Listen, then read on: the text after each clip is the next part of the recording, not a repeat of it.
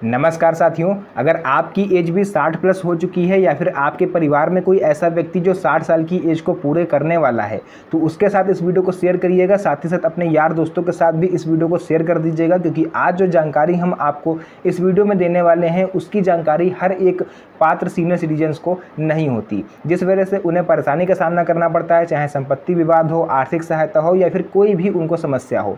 तो इस वीडियो को पूरा देखिएगा। इसमें हम आपको बताने वाले हैं सरकार की तरफ से 6 बड़ी रियायतें कौन कौन से आपको दी जाती हैं, कौन कौन से आपको लाभ दिए जाते हैं, उसके बारे में आज आपको इसमें पूरी जानकारी जानने को मिलेगी। तो चलिए बिना किसी देरी के अपने इस वीडियो को स्टार्ट करते हैं। तो देखिए, यहाँ पर जो भी चीज़ें थी मैंने पूरा यहाँ पर नोट कर लिया है ताकि सारी जानकारी मैं आपको दे पाऊँ। देखिए, नंबर 1 पर जो आपको राहत मिलती है वो होती है स्वास्थ्य संबंधी, यानी आपको कोई गंभीर बीमारी है, आप उसका इलाज नहीं करवा पा रहे हो, आपके पास पैसे की समस्या है, तो गवर्नमेंट वो भी आपका फ्री ऑफ कॉस्ट में इलाज करवाती है। देखिए, सरकारी अस्पतालों में तो फ्री में इलाज होता ही है, लेकिन अगर आप चाहते हो कि किसी भी प्राइवेट अस्पताल में आपका फ्री में इलाज हो 5 लाख रुपए तक का, तो उसके लिए आपको आयुष्मान कार्ड बनवाना पड़ेगा। अब आप में से बहुत से लोग ऐसे होंगे जिनका आयुष्मान कार्ड नहीं बन पा रहा होगा, लिस्ट में नाम ना होने की वजह से या फिर कोई अन्य कारण होगा। तो आपको करना कुछ नहीं है, आपको सिंपली अपना राशन कार्ड लेना है और साथ में आधार कार्ड को रख लेना है और चले जाना है अपने नज़दीकी सरकारी अस्पताल। वहाँ पर वो आपका जो आयुष्मान कार्ड होगा वो बना देंगे, जिसकी सहायता से आप किसी भी प्राइवेट अस्पताल में 5 लाख रुपए तक का फ्री में इलाज करवा सकते हो। उसका पूरा खर्चा जो है वो भारत सरकार उठाएगी। इसी के साथ साथ देखिए, दूसरा आ जाता है आयुष्मान भारत योजना, यानी 60 वर्ष से अधिक उम्र के नागरिक जन सेवा केंद्र पर जाकर के आयुष्मान कार्ड बनवा सकते हैं। 5 लाख रुपए तक का उनको भी इलाज मिलेगा।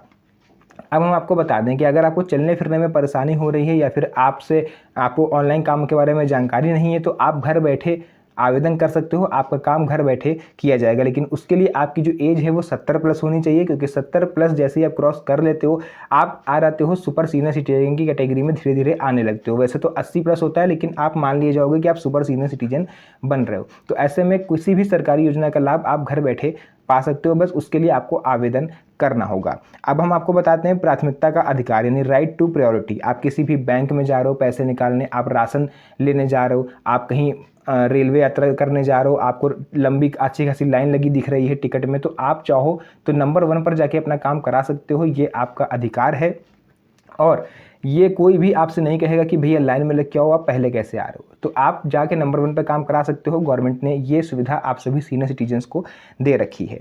उसके बाद आ जाता है आर्थिक राहतें, यानी कि अगर आप लोग एफडी वगैरह करवाते हो, जैसे कि अधिकतर जो सीनियर सिटीजन होते हैं वे जितने भी उनकी सेविंग्स होती है उसकी वो एफडी करा देते हैं। देखिए, नंबर 2 पर आ जाता है कि आर्थिक राहतें, यानी कि अगर आपकी सेविंग है, आपने उस पर एफडी कराई हुई है और आपको सालाना 1 लाख रुपए तक का ब्याज मिलता है, तो उस पर आप किसी भी तरह का गवर्नमेंट टीडीएस नहीं काटेगी, ना ही आपसे टैक्स लेगी। और इसी के साथ साथ एक और चीज़ आती है, वो होती है किराए की आय, यानी कि आपने अपना मकान, दुकान या कोई भी प्रॉपर्टी अगर किराए पर उठाई हुई है और आप 1 साल में लगभग 6 लाख रुपए उससे किराया वसूलते हो, तो उस पर अब गवर्नमेंट कोई भी टीडीएस नहीं काटेगी, ना ही आपसे टैक्स वसूलेगी। तो इस तरह की आर्थिक राहतें आपको मिलती हैं। और इसी के साथ और क्या क्या चीज़ें हैं वो भी मैं यहाँ पर बता दूँ, मैंने ऑलरेडी नोट करके रखा हुआ है।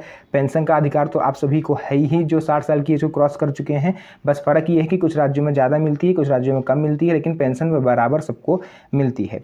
उसके बाद हम आपको बताएंगे अब सीनियर सिटीजन्स के लिए ट्रिब्यूनल की स्थापना जो है गवर्नमेंट कर रही है, हो भी चुकी है कई राज्यों में और कहीं पर होना बाकी भी है। अब ये ट्रिब्यूनल क्या करता है, ये स्पेशल कोर्ट बनाया जाता है, आप लोग समझ लीजिए सीनियर सिटीजन्स के लिए।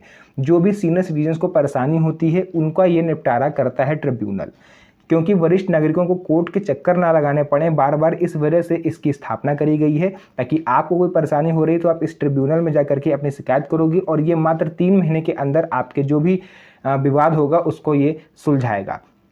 उसके बाद देखिए, वरिष्ठ नागरिक के कानूनी अधिकार, यानी सुप्रीम कोर्ट की तरफ से सीनियर सिटीजन एक्ट 2007 बनाया गया है आप सभी सीनियर सिटीजन्स के अधिकारों की रक्षा के लिए। आपका कोई वारिस है या आपका कोई उत्तराधिकारी है, वो आपकी सेवा नहीं करता है, आपको खाना पीना नहीं देता है, तो आप उससे अपने भरण पोषण भत्ता मांग सकते हो। आपका पूरा कानूनी अधिकार है। और अगर कोई देने से मना करता है तो आप उसकी इस ट्रिब्यूनल में जाके कंप्लेन कर सकते हो। फिर ये काम आपका ट्रिब्यूनल करेगा, आपको जो भी पैसे चाहिए वो ट्रिब्यूनल आपको दिलवाएगा।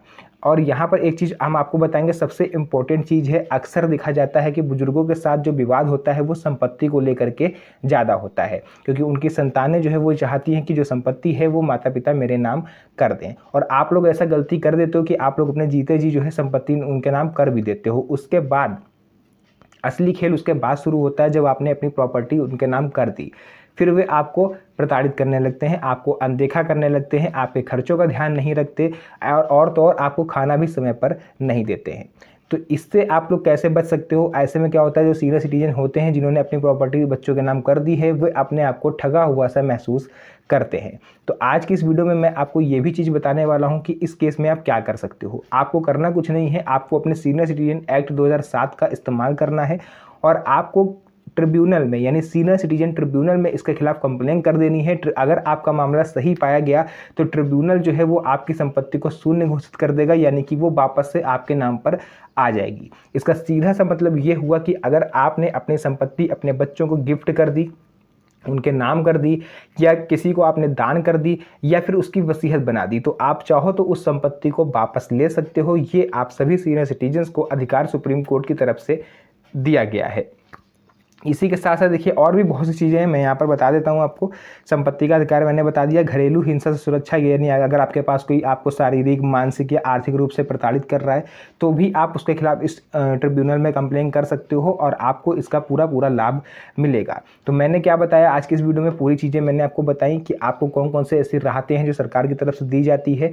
और सबसे बड़ी बात यह है कि अगर आपको अपने किसी भी आपको गंभीर बीमारी है और आप चेकअप कराने जाते हो तो गवर्नमेंट की तरफ से अब मोबाइल वैन चलाई जा रही हैं, जो कि गांव-गांव जाकर हर एक पात्र जो सीनियर सिटीजन है उनकी जो जांच भी फ्री में करेंगी। तो ये भी गवर्नमेंट इस पर विचार कर रही है, बहुत जल्द आपको ये भी देखने को मिलेगा। और बहुत सी चीज़ें हैं जिसका लाभ गवर्नमेंट आपको देती है, यानी कि जैसे संपत्ति का मैंने बताया कि आप अपनी संपत्ति वापस लेना चाहते हो तो आप इस ट्रिब्यूनल में कंप्लेन करके ईजिली वापस ले सकते हो।